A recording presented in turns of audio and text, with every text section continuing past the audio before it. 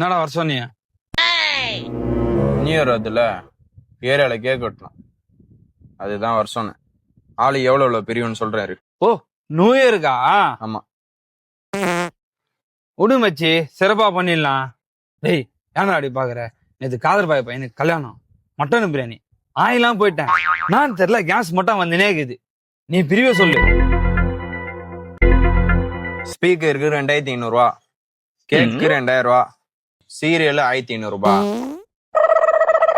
டேய் மச்சி, நான் எப்பவுமே ஓப்பன் டைப்பு, அது உனக்கு தெரியாதா?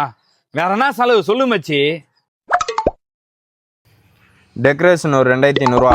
வீட்டுங்களுக்கு பீஸ் கேட்கலாம் சொல்லிக்கிறேன், அது ஒரு 120 பீஸ். மச்சி, ஆத்தவன அணை போட்டு தடுக்கலாம், என் கேஸ தடுக்க முடியாது மச்சி. இந்த மாதிரி டைலாக் எல்லாம் என்கிட்ட சொல்லு இருக்காதுடா. நான் என்னன்னா செலவு எவ்வளவு பிரிவுன்னு எல்லாரும் சொல்லிட்டு போயிருந்தா. சும்மா இந்த மாதிரி வந்ததுன்னா அம்மிக்கு விட்றா. மச்சி, அம்மிக்கு விட்டா நாத்து அடிக்கும், அது உனக்கே தெரியுமா தெரியாதா? அதனால தான் நான் சவுண்டா விடுறேன். வேணா அம்மி கூட்டு கட்டா நாத்து அடிச்சு பாக்குறியா? டேய் எப்பா, நான் சொல்லிட்டு போயிருந்தா. எப்பா நீ எத்தனை வாட்டி வேணாலும் விட்டுடா. சரி சரி, சொல்லு சொல்லு.